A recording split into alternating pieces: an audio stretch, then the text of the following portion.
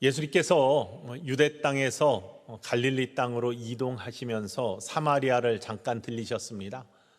그 당시에 사마리아 땅은 유대인들이 잘 가지 않고 또 사마리아에 살고 있던 사람들은 이방인 취급을 하면서 사람 대접을 안 했던 그러한 시대입니다. 게다가 그 시대의 여인들은 더욱이 상종하지 아니하는 그러한 모습을 갖고 있었던 것이 예수님 시대의 모습이었습니다. 제자들과 함께 사마리아 땅을 잠시 지나가시면서 수가성에 들리게 됩니다.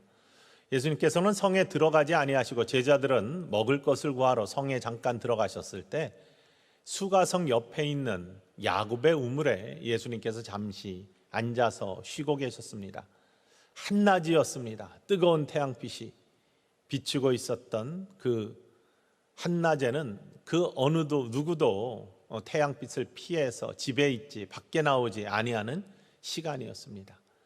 그런데 그때 사마리아의 여인 한 사람이, 수가성 여인 한 사람이 물을 길러 나왔습니다. 우리가 너무나 잘 아는 요한복음 4장에 나오는 사마리아 여인과 예수님의 우물가에서의 대화의 장면입니다. 사마리아 여인, 수가성 여인이 야곱의 우물에 물을 뜨러 나왔다가 예수님 만납니다. 예수님께서 물 좀 달라고 하실 때 이상하게 여깁니다. 유대인들은 사마리아 사람과 상종하지 아니하고 특별히 여인에게 그렇게 말을 건네는 일이 없는데 예수님께서 그렇게 말을 건네시면서 물을 달라고 하니까 이상하게 여깁니다. 그러면서 대화가 오고 갑니다. 특별히 예수님께서는 내가 주는 물을 마시면 영원히 목마르지 아니할 텐데 라고 하시면서 그 여인에게 영원히 목마르지 아니한 물에 대한 말씀을 하십니다. 왜냐하면 그 여인의 삶의 곤고함을 꿰뚫어 보고 계셨기 때문입니다. 예수님께서는 우리 한 사람 한 사람의 모든 삶의 모습을 다 알고 계십니다. 우리가 아무리 감추려고 해도, 우리가 아무리 다른 사람에게는 티를 안 내려고 해도 예수님께는 감출 수가 없습니다. 하나님 앞에서는 거짓이 있을 수가 없습니다. 우리의 머리카락 하나도 다 세시는 하나님의 매와 같은 눈이 우리의 삶을 다 꿰뚫어 보고 계시는 것이죠. 예수님은 그 여인의 곤고함을 잘 알고 계셨습니다. 대화 중에 남편에 대해서 이야기를 하면서 내가 남편이 5이 있었지만 지금 같이 살고 있는 사람, 그 사람도 내 남편이 아니다. 6번째도 라고 하시면서 그 여인의 처지에 대해서 이야기를 하십니다. 옳다 하시면서 말씀하십니다. 그 모습은 다른 것이 아니라 그 당시의 여인들은 다른 세상에 어떤 의존할 것이 없었습니다. 삶의 그러한 통로가 세상을 이루어가는 모습들이 배우자를 남편을 통해서 이루어야 됐고 경제력도 마찬가지고 삶의 성취도 마찬가지인데 이 여인은 세상에서 얻을 수 있는 만족들을 만족하지 못하고 늘 갈급함 속에서 남편을 5이나 바꾸었는데도 삶에 만족이 없는 그러한 사람이었습니다. 여전히 갈급함이 있었고 지금 같이 사는 사람도 자신의 삶의 만족을 채워줄 수 없는 그러한 모습으로 살고 있었던, 삶이 곤고했던, 늘 삶에 만족함이 없고 불만이 가득했던, 그래서 사람들의 눈을 피해서 물을 뜨러올 때도 사람이 보지 않는 그때 물을 뜨러왔고 또 동네 사람들과 서로 교류가 없었던, 외롭게 살던 곤고함이 있는 이러한 여인에게 예수님이 말씀을 건네면서 너의 갈증, 너의 곤고함, 너의 궁핍함은 영원히 목마르지 않게 하는 그러한 물에 대해서 소개를 하고 또 그러한 통로가 되는 예배에 대해서 함께 말씀을 나누시면서 바로 메시아가 오시면 이런 일들이 다 이루어질 겁니다 라고 하는 여인에게 내가 바로 그로다 라고 말씀하시면서 예수님께서 메시아 되심을 선포하십니다. 이때 여인이 오늘 본문 말씀에 나오는 것처럼 그의 물동이를 버려두고 동네로 뛰어 들어갑니다. 동네로 뛰어 들어가 가지고 내가 메시아를 만났다, 내가 메시아를 만났다 라고 외칩니다. 사람들에게 이야기합니다. 사람들이 얼마나 놀랬을까요? 자신들의 눈을 피해서 우물물을 들어가던 사람, 자신들과는 이야기조차 하지 않고 홀로 지내던 사람, 다른 사람과 상종하지 못할 만큼 그 당시에 삶의 외톨이가 되어 있고 또 곤고함을 가지고 살고 있던 사람이 갑자기 나타나서 내가 메시아를 만났다라고 외치니까 사람들은 당황했을 겁니다. 그런데 어떤 사람이 갑자기 나타나서 외치는 모습, 두 가지 중에 한 가지죠. 저 여인이 드디어 홀로 지내다가 정신적으로 문제가 되어서 완전히 미쳐버렸구나, 이렇게 판단을 하든지, 아니면 정말로 저 여인에게 특별한 무슨 사건이 일어나서 세상에 저렇게 확고하게 무엇인가를 증언하는구나, 두 가지로 판단할 수 있을 텐데, 그건 사람의 모습을 보면 알 수 있지 않습니까? 어떤 사람이 여러분 주변에 와가지고 이야기하는데 정말로 정신없이 미친 사람처럼 이 말 저 말 횡설수설 왔다 갔다 하면은 아, 뭔가 문제가 있구나, 뭔가 정신이 온전치 못하구나, 이렇게 판단할 수 있지만, 정말로 와서 또렷한 눈방울로 정확한 확신찬 입술로 내가 메시아를 만났다라고 이야기한다면은 그것에 대해서는 사람들이 귀를 기울이고 눈길을 주지 아니할 수가 없습니다. 바로 이 여인의 모습이 그랬습니다. 정말 예수님을 그리스도로 만났기 때문에, 그의 말씀을 통해서 그의 심령에 뜨거움이 있었기 때문에 들어가서 양동이를 버려놓고 들어가서 사람들에게 내가 메시아를 만났다, 확신찬 입술로 또렷한 눈길로 사람들을 바라보면서 확신 있게 선포하는 모습, 여기에 사마리아 수가성의 사람들은 귀를 기울이고 예수님을 믿는 사람들이 생겼습니다. 왜냐하면 내 모든 것들을 꿰뚫어 보시는, 요즘 말로 표현하면 도사 같으신 분, 선지자를 만났다라고 처음엔 이야기했는데, 바로 그런 분, 내가 선지자인데 그분이 바로 메시아다, 그분을 내가 만났다, 나를 다 아시는 분이다, 이렇게 이야기하니까 사람들이 예수님 믿기 시작해요. 근데 거기에서 끝나는 것이 아닙니다. 사마리아 사람들이 예수님을 찾아갑니다. 예수님을 찾아가서 청합니다. 함께 좀 계셨으면 좋겠습니다. 우리에게도 말씀을 해주셨으면 좋겠습니다. 예수님이 그 청을 받아들여서 이틀 동안 그들과 함께 유하시면서 예수님 말씀을 선포해 주십니다. 주님의 말씀을 들은 사람, 주의 말씀으로 말미암아 그들이 변화된 삶을 살기 시작합니다. 그리고 여인에게 이야기합니다. 처음에는 내가 당신의 말 때문에 예수님을 영접하고 관심을 갖고 예수님을 찾아가고 했지만 이제는 아니다. 여인의 말이 아니라 예수님 말씀으로 말미암아 내가 그분이 세상의 구세주임을 믿게 되었다, 그리고 나도 선포한다 라고 이야기하는 본문 말씀이 오늘 우리가 함께 읽은 본문 말씀입니다. 오늘 이 말씀을 보면요, 신앙에 자라나는 모습들이, 신앙이 성장되는 모습들이 나타나 있습니다. 어린아이의 신앙처럼 우리가 예수님을 믿고 구원의 확신이 있고 예수님 우리의 주님으로 영접하면은 우리가 새로 태어나는, 영적으로 거듭나는 구원의 사람들이 됩니다. 새로 태어났으니 우리는 어린아이와 같은 신앙인이 되는 것이죠. 그런데 어린아이와 같은 신앙에서 머무르는 것이 아니라 그 신앙이 자라서 마치 한 생명이 태어나서 자라나면서 성장하는 것처럼 우리의 영적인 삶도 어린아이의 신앙에서 자라남으로 말미암아 장성한 신앙인이 되는 모습으로 성장해야 되는데, 그 모습이 오늘 본문 말씀에 나타나 있다는 사실입니다. 사도 바울은요, 우리의 신앙의 성장에 대해서, 어린아이와 같은 신앙과 성장하는 신앙에 대해서 성경에서 여러 번 이야기를 하고 있습니다. 그 어린아이와 같은 신앙과 성장하는 신앙에 대해서 특별히 고린도전서 13장 11절 말씀에 이렇게 이야기하고 있습니다. 함께 읽어볼까요? 내가 어렸을 때에는 말하는 것이 어린아이와 같고 깨닫는 것이 어린아이와 같고 생각하는 것이 어린아이와 같다가 장성한 사람이 되어서는 어린아이의 일을 버렸노라.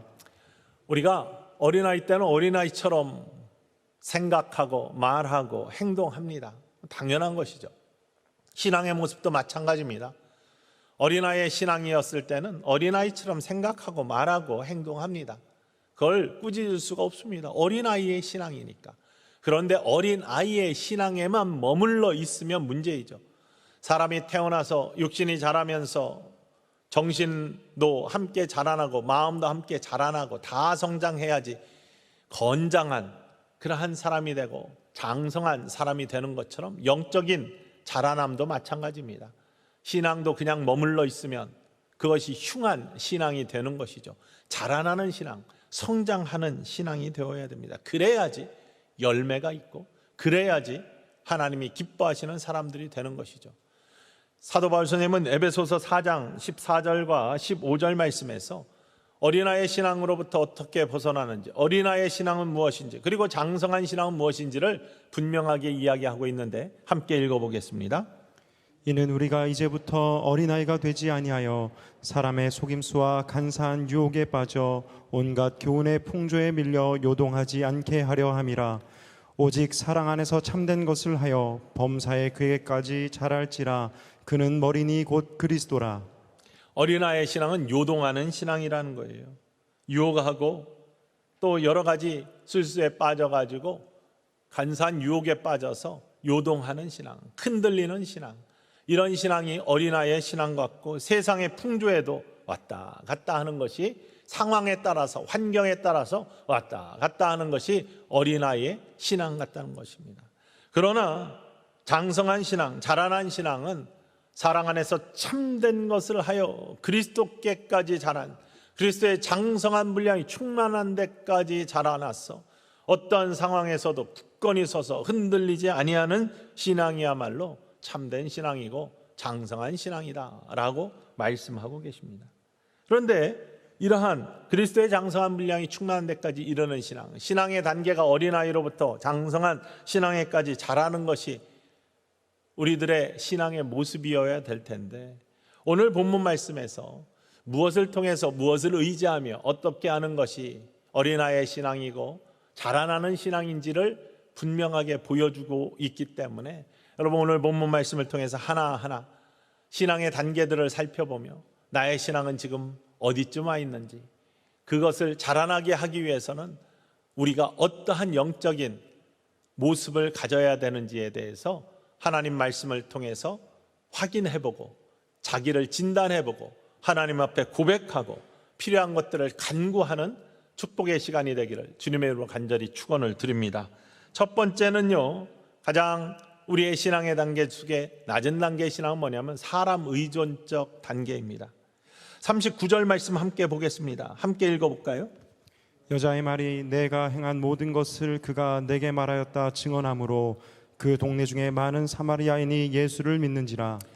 여자가 동네 사람들한테 가서 내가 한 모든 일들, 나의 모습을 그분이 다 안다, 그분을 속일 수가 없다, 그분이 나의 모든 궁금한 것들, 갈증들, 이런 것들 다 해결해 주었다, 그분이 메시아야 라고 할 때 그 여자의 말로 말미암아 동네 사람들이 예수님을 믿기 시작했다는 것이죠. 누구 때문에, 누구로 말미암아 신앙을 갖기 시작하는 것, 이게 어린아이의 신앙입니다. 사람 의존적 단계입니다. 누구든지 신앙생활은 이렇게 시작됩니다. 여러분, 누구 때문에, 누구로 말미암아 다 교회에 오셨습니다. 예수님을 알기 시작하십니다. 친구 때문에 예수님을 듣고 교회에 오고, 가족 때문에 교회에 옵니다. 어머니 뱃속에서부터 교회 다니신 분들도 그 어머니 때문에 교회에 오기 시작하는 것이죠. 어떤 목사님 말씀 때문에 또 이렇게 교회에 오게 되기도 합니다. 친분 때문에 오기도 합니다. 저 바다 건너에서는 밥 때문에 오시는 분들도 계세요. 교회에서 주는 점심 한식 밥 때문에, 또 아니면 일터 때문에 교회에 오시는 분들도 계십니다. 무엇 때문에 교회에 오는 것, 이게 신앙의 시작의 모습이에요. 그런 분들은 어린아이의 신앙의 모습처럼 그냥 그것이 이유가 돼서 오긴 옵니다. 그러나 그 이유들이 사라지기 시작하면 흔들리기 시작합니다. 사람 때문에 온 사람은 사람 때문에 실망하고 사람 때문에 흔들리고 사람 때문에 신앙을 저버리기도 합니다. 요동치는 어린아이의 신앙 같은 겁니다. 이 어린아이의 신앙은 시작할 때 누구나 갖는 신앙이지만, 그러나 여기에 머물러 있으면 문제가 된다는 사실이죠. 성장해야 돼요. 뭐든지 성장하기 위해서는 옛것이 무너져야 돼요. 옛것이 사라져야 됩니다. 옛 자아가 무너져야 새 사람이 되는 것이고, 옛 죄악이 보혈의 피로 덮어져야 구원의 사람이 되는 것이고, 옛날에 취했던 쓴뿌리의 모습들이 보혈의 능력으로 일어서고 회복시켜 주시는 은혜 안에 있을 때 우리는 새로운 능력의 사람으로 독수리의 날개침에 올라감 같은 그러한 능력의 사람들로 바로 서게 된다는 사실이죠. 그렇기 때문에 버릴 거 버리면서 성장하는 아름다운 신앙의 모습을 갖는 천성의 모든 믿음의 식구들 되기를 주님의 이름으로 간절히 축원을 드립니다. 두 번째, 주님 의존적 단계입니다. 주님을 의존하는 단계이죠. 당연히 신앙이 자라면 사람을 의지하는 것이 아니라 예수님 의지하는 단계로 갑니다. 이 동네 사람들은요, 여인의 말을 듣고 예수 믿기 시작했지만 거기서 그치지 않습니다. 예수님이 누구인지 알고 싶었어요. 예수님 직접 보고 싶어요. 예수님 정말 만나서 그분의 말씀을 듣고 싶어요. 예수님을 찾아갑니다. 예수님 오셔서 함께 계시기를 원합니다. 우리와 함께 유해 주십시오. 요청합니다. 그리고 예수님의 말씀을 듣습니다. 그런 사람들은 예수님을 바라는 사람들이죠. 예수님께 마음을 주는 사람들이에요. 예수님을 사모하는 사람들입니다.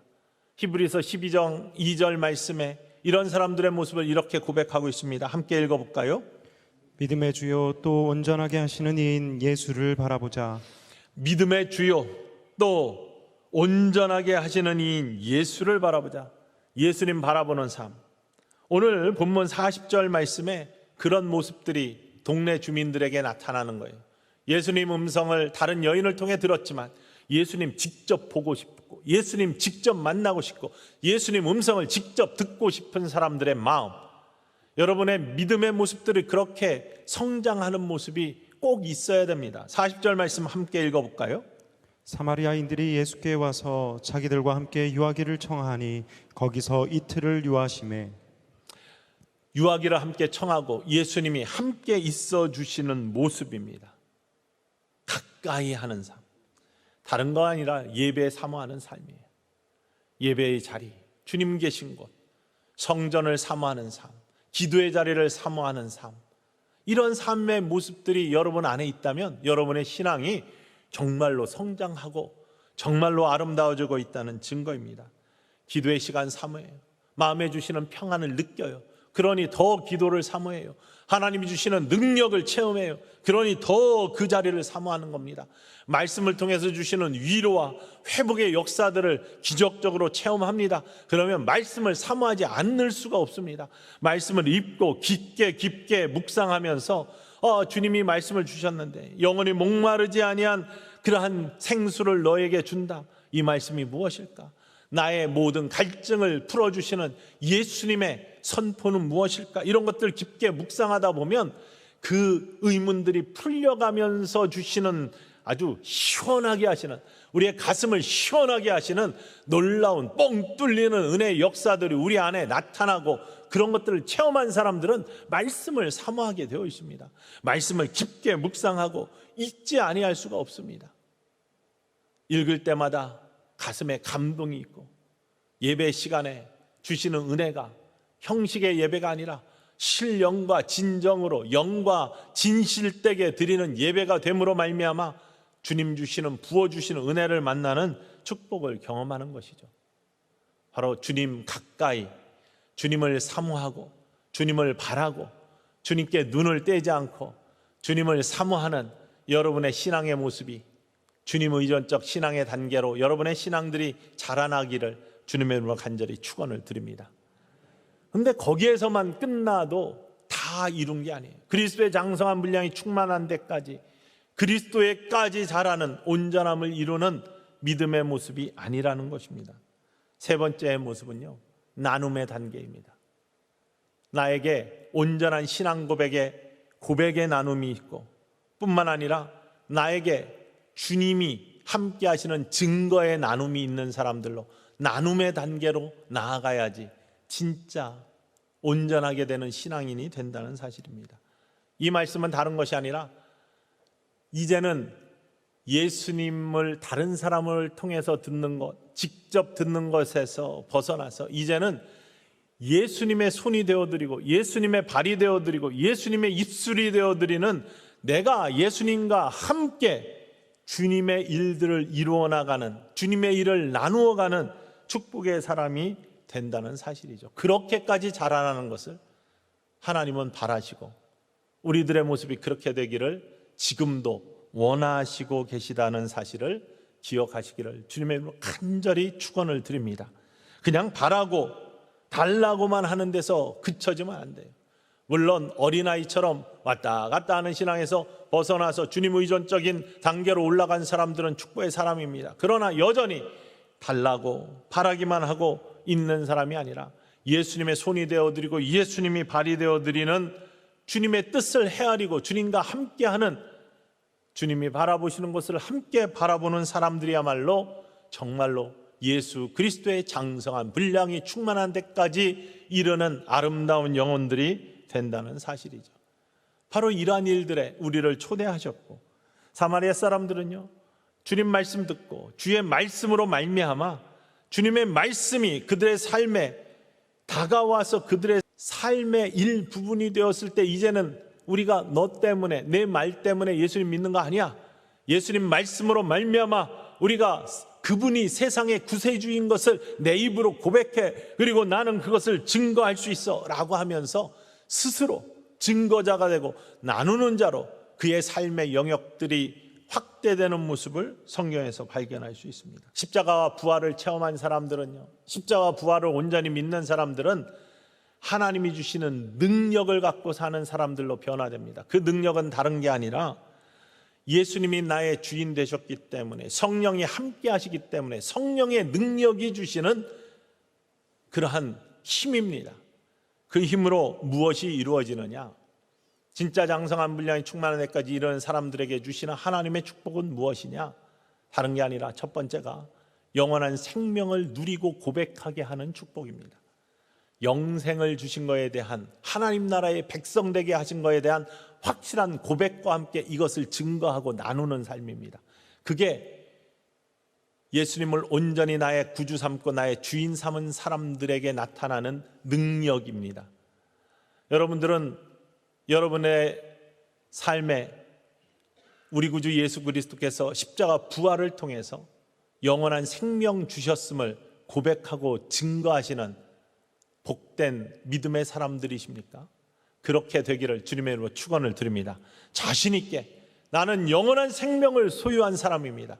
나는 영생을 하나님께서 주신 사람입니다. 구원의 확신이 있는 자들은 바로 이러한 영생을 소유한 사람입니다. 하나님이 세상을 이처럼 사랑하사 독생자를 주셨으니 이는 저를 믿는 자마다 믿으면 멸망하지 않고 영생을 얻게 하려 하셨느니라. 영원한 생명을 하나님 나라의 백성으로 우리를 초대해 주시고, 초대뿐만 아니라 우리가 백성 되게 하신 그 하나님의 놀라운 은혜와 능력을 소유한 백성, 이거 나누어야죠. 내가 그렇게 되었으니 다른 사람도 그렇게 되기로 초대하고 나누어야죠. 이 능력이 어디에서 오냐? 이런 온전한 신앙을 이루어가는 사람들에게 나타나는 표징입니다. 여러분, 이런 귀한 영생에 대한 선포를, 영원한 생명에 대한 확신의 선포를 다른 사람에게 전할 수 있는 구원의 사람들 모두 되시기를, 전도할 수 있는 사람이 되시기를 주님의 이름으로 간절히 축원을 드립니다. 두 번째 모습은요, 회복, 약함을 강하게 하시는 능력을 소유한 사람들입니다.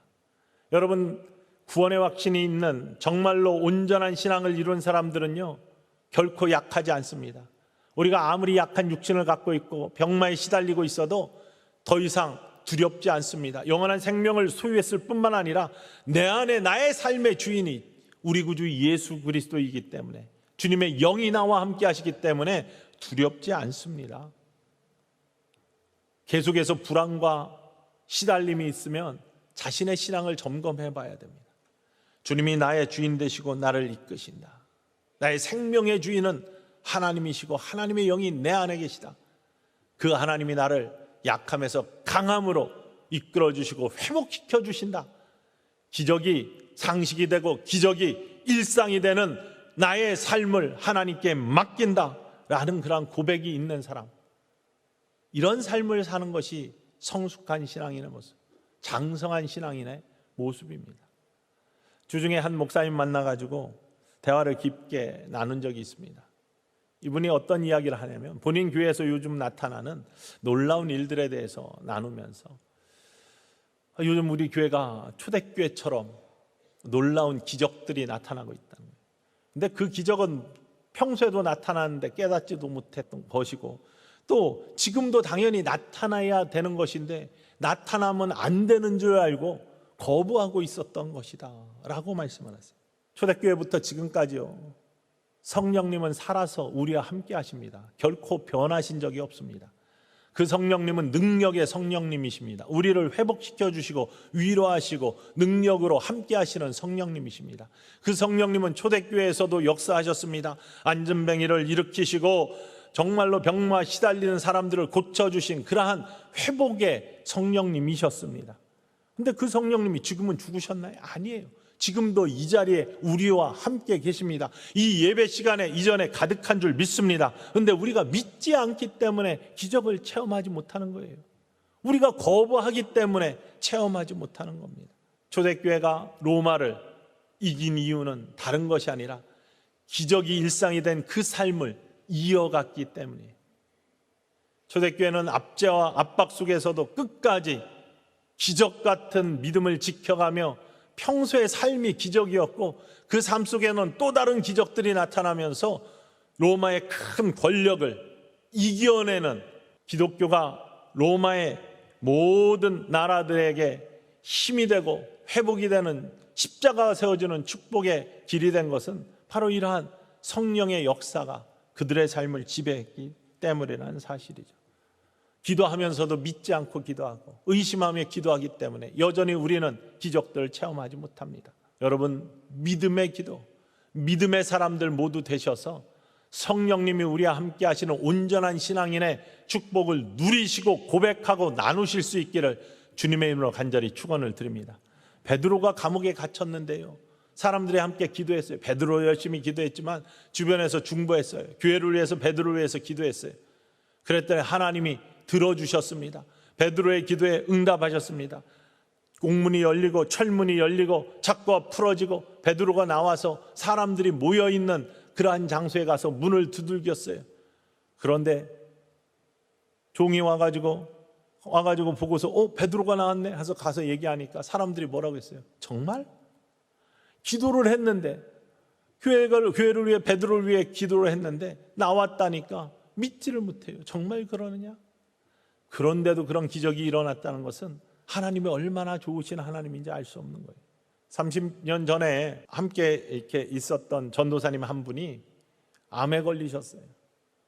고대병원에서 이렇게 계속 되다가 암이 진행이 돼가지고 너무 꽉 차서 소리도 잘 못 나오는 그런 지경에 코 뒷부분, 뇌 앞부분에 아주 암이 딱 자리해가지고 3개월 못 넘긴다.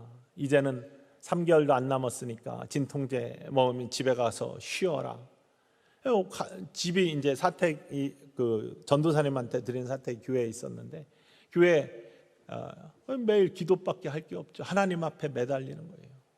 그래도 확신을 가지고 하나님 살려주실 줄 믿습니다. 나를 더 써주실 줄 믿습니다 하면서 기도하고 수많은 성도님들 함께 기도했어요. 그런데 그렇게 함께 기도하는 와중에 어느 날 새벽에 전도사님이 코피가 나기 시작하더라는 거예요.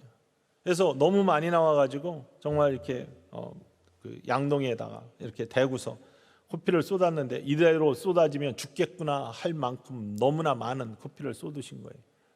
저는 직접 보지는 못했는데 그분 표현에 의하면 양동이 가득 차게 코피를 쏟았다는 겁니다. 정말 덩어리들이 입으로도 막 코로도 나오더라는 거예요. 야, 이게 뭐가 다 쏟아지니까 이제 나를 하나님이 데려가시나 보다. 두렵고 떨리는 마음에 그래도 끝까지 믿음을 붙잡고서 기도하기라. 하나님의 뜻이면 데려가고 하나님의 뜻이면 살려주세요 하고 기도를 했다는 거예요. 매달려서. 그런데 코피가 다 쏟아지고 나서, 다 덩어리 떨어지고 나서 이분이 멀쩡해지신 거예요. 정말로 멀쩡해지셨어요. 소리는 엉엉거리면서 하는데 제가 맨 처음에 미국 갔을 때 일부러 찾아가서 만나고 그랬습니다. 미국에 살고 계신데 30년이 지났는데 아직도 살아 계세요. 3개월도 못 산다고 했는데 이 콜이 요 안이 비어서 멍멍거리면서 소리는 말씀 다 알아듣는데 그렇게 멀쩡하게 살아요. 그런데 다른 분들한테 암이 다 떨어져 나갔어, 치유해 주셨어, 이렇게 이야기하면 다 뭐라고 한지 아십니까? 정말? 기도를 같이 했어요. 낫게 해달라고 기도했어요. 하나님, 정말로 하나님의 기적을 보여주세요 라고 하면서 기도했어요. 그런데 기적이 이루어졌는데 정말? 이렇게 반응하는 것이 우리들의 모습이라는 거예요. 믿지 못하고 기도하는 거예요. 확신 없이 기도하는 거예요. 그런데도 응답하시는 하나님은 대단한 하나님이시죠. 여러분, 그러니 믿음을 가지고 확신을 가지고 기도하면 하나님이 얼마나 기뻐하시겠어요? 의심하지 아니하고 기도하는 자에게 얼마나 크게 역사하시겠습니까? 의심하지 아니하고 믿음을 가지고 기도하여서 기도가 일상이 되고 기도가 상식이 되는 여러분 되시기를 주님의 이름으로 축원을 드립니다. 믿음이 현실이 돼야죠. 기도가 현실이 되어야죠. 꿈과 비전이 현실이 돼야죠. 그냥 여전히 기도는 기도대로, 신앙은 신앙대로 현실과 따로 노는 그러한 신앙이 아니라 그리스도의 장성한 분량이 충만한 데까지 이르는 신앙은 다른 신앙이 아니라 믿음이 현실이 되고 기도가 현실이 되고 꿈과 비전이 우리의 삶의 현실이 되는 그러한 믿음 생활, 저와 여러분 모두 누리시기를 주님의 이름으로 축원을 드립니다. 그리고 세 번째, 성령의 능력을 가진 그리스도의 장성한 분량이 충만하기까지 이르는 사람들의 모습은요, 하나님이 부요함을 주십니다. 영적인 부요함을 먼저 주십니다. 영의 충만함을 주십니다. 그래 나누게 하세요. 영이 충만해야 나눌 수 있죠. 영이 째째하면 나누지 못합니다. 그리고 또한 그러한 사람들에게는 하나님이 마음과 물질도 부하게 해 주실 줄 믿습니다. 왜냐하면 그게 성경에 나타나는 모습입니다. 아브라함이 잘 살려고 막 노력하지 않았어요. 이삭과 야곱이 막 세상에 뭔가 이런 것들을 하려고, 야곱은 물론 그러한 꾀를 내긴 내었지만 그 과정 속에서 보면은 하나님이 어떻게 함께 하셨나가 드러나요. 그의 믿음이 자라날 때 하나님이 축복하시는 모습이 드러나요. 요셉도 마찬가지죠. 억지로 잘 살려고 세상에서 남을 속이고 남 걸 취하고 이런 모습이 없잖아요. 먼저 주님을 순종하고 주님의 말씀에 순종하고 주님의 말씀에 인하여 삶을 살아가고 주님께서 원하시는 것들을 순종하며 따라가고 아들을 달라 하면 달라고 하는 대로 순종하고 그가 이동하라 하면 이동하는 대로 순종하고 하나님 말씀을 따를 때 하나님께서는 계기를 통해서 그에게 부를 내려주시고 섬기고 나눌 수 있게 해주세요. 아브라함이 가난했습니까? 이삭이 가난했습니까? 야곱이 가난했습니까? 요셉이 가난했습니까? 아니에요. 하나님이 채워주셔요. 할 수 있게 해주세요. 나눌 수 있게 해주세요. 나누지 못하게 해놓고 하나님 나누라 하지 아니하셔요. 마음을 주시고 영성을 주시고 물질을 주시면서 나누라 하시는 하나님이십니다. 그 하나님이 여러분과 저의 하나님이기를 주님의 이름으로 간절히 축원을 드립니다. 바로 그렇게 능력의 하나님 만나셔요. 오늘 41절과 42절에 보면은 예수님 말씀으로 말미암아 이들이 변해요. 그리고 고백해요. 함께 읽어볼까요? 41절 42절. 예수의 말씀으로 말미암아 믿는 자가 더욱 많아 그 여자에게 말하되 이제 우리가 믿는 것은 내 말로 인함이 아니니 이는 우리가 친히 듣고 그가 참으로 세상의 구주신 줄 알미라 하였더라. 너 때문에 이제 예수님 믿는 거 아니야. 우리가 예수님 직접 만났잖아. 근데 그 말씀으로 말미암아 세상의 구주인 줄 우리도 깨달았어. 우리도 믿게 됐어. 그러니 이제는 내가 선포해. 여러분, 우리가 누구 때문에 교회 왔어요? 신앙이 자라요? 예수님 만나요? 그리고 나눔의 삶을 살아. 다른 사람 또 초대해야 돼. 그래야 그 사람도 누구 때문에 오죠. 그러나 예수님 직접 만나요. 예수님의 말씀으로 말미암아 그가 구세주임을 깨닫고 그의 장성한 신앙인이 되어서 그가 또 신앙을 나누고, 이게 기독교의 역사입니다. 이게 기적이고 이게 하나님께서 우리에게 원하시는 삶의 열매라는 사실이죠. 세인트루이스라는 도시가 있는데요, 그 도시에 평화의 집이라는 그러한 곳이 있습니다. 어떤 한 분이 굉장히 넓은 땅, 거의 100에이커나 되는 땅을 도네이션 하셨어요. 어떤 사람들을 위해서 도네이션 하셨냐면 이중문화 가정에 그 문제가 있는 여성분들을 위해서 기증한 땅입니다. 거기에 이제 몇 년 전부터 집이 이제 지어지고 어떤 사람들이 그곳에서 함께 거주하느냐, 미국 분들과 결혼했는데 학대를 당했거나 가정에 문제가 생겨가지고 온전한 가정생활을 못하거나 아니면은 정신적으로 문제가 생겼거나 이런 분들이 주로 이제 거기에서 공동 생활을 하게 되는데, 그래서 그 터전을 마련해 주기 위해서 저도 몇 번 그곳에 방문을 하고 집 짓는 것들을 돕고 했던 그런 일이 있습니다. 시대에 강도 맞는 사람들을 어떻게 예수님께서 말씀하신 것처럼 삶을 나누고 또 사랑을 나눌 수 있는가, 그런 것들에 참여하는 사람들이 꽤 많습니다. 그런데 그곳에 갔다가 우연히 목사님 한 분을, 또 그곳 도우러 오신 목사님 한 분을 만났습니다. 장로교 목사님인데 이분은 독특한 사역을 하시더라고요. 차를 같이 타고 다니면서 여러 가지 말씀을 나눴고, 그분이 책을 한 권 주셨어요. 자기의 자전적인 책을 주셨는데 그 책을 그날 저녁에 제가 읽었습니다. 다 읽어보았어요. 참 대단한 삶을 사셨던 분인데 왜 그분이 그렇게 되었는지를 이해할 수 있더라고요. 어려움 속에서 가난한 어려운 그런 가정 환경에서 어린 시절을 보냈고, 71년 인수봉 조난 사건이라고 있더라고요. 저는 잘 모르는데 세상을 떠들썩하게 했던 그러한 인수봉 조난 사건의 주인공이기도 하고, 가수 민혜경이라는 분의 친오빠이기도 하고, 그래서 그분 매니저도 오래 활동을 했고, 그래서 이런 연예계 암투들 이런 것들에 대해서도 이야기를 쭉 하고, 본인의 딸이 골프 선수였는데 고등학교 때 전국 랭킹 1위였었는데 그 딸이 갑자기 교통사고로 세상을 떠나면서 만난 그러한 아픔들, 이런 속에서 세상에 정말로 이렇게 살 수 없는 지경 속에서 어떤 사람으로 말미암아 예수님을 소개받고 그분 때문에 예수님을 믿기 시작했는데, 그분 때문이 아니라 이제는 예수님을 정말로 사모하면서 예수님을 알기 원하면서 예수님을 쫓아다니고, 이제는 더 이상 예수 없이는 살 수 없는 삶이 되었고, 그래서 목회자의 길을 가게 되었고, 그러면서 자신이 주님의 손과 발이 되고 주님의 입이 되어지고 내가 만난 예수님을 어떻게 세상에 나눌 수 있을까 고민하다가 만든 것이 할렐루야 그린 골프단이라는 것이라고 나와 있고, 본인이 이야기를 하는 거예요.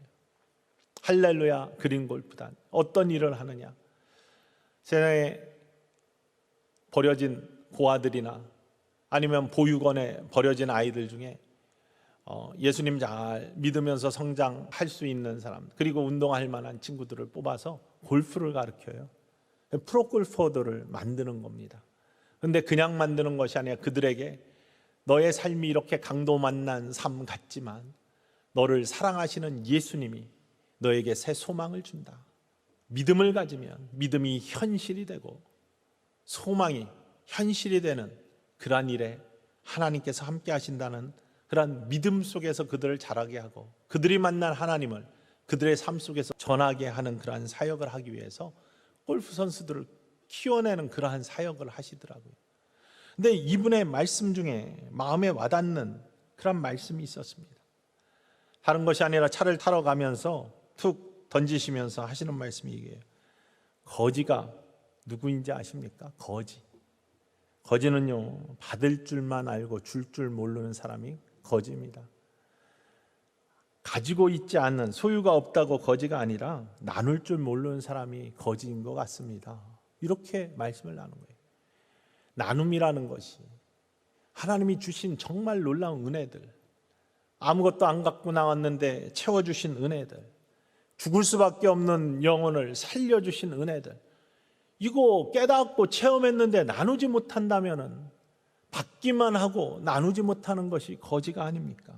이렇게 말씀하시는 그분의 말씀이 툭 가슴에 와서 박히더라고요. 우리들은 어떠한 신앙의 단계에 있는지 오늘 함께 돌아보기를 원합니다. 누구 때문에 여전히 교회 나오십니까? 간구하시기 원합니다. 하나님, 예수님 정말 더 가까이, 예수님이 어떤 분이고 나에게 나의 갈증들을 생수를 주실, 나를 회복시키실 그 예수님을 가까이서 만나고 또 사모하기를 원합니다 라고 간구하시면 여러분의 신앙이 더욱더 풍성하게 자라날 줄 믿습니다. 그저 예수님 바라보고 달라고만 하는 신앙에 머물러 계십니까? 이 시간 간구하시기를 바랍니다.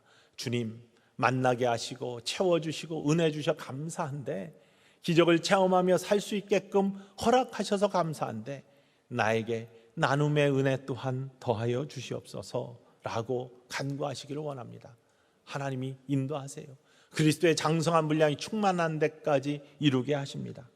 없는 거, 부족한 거, 창피한 거 아닙니다. 왜냐하면 약속하셨어요. 구하면 주신다고 했어요. 찾으면 찾아낸다고 했어요.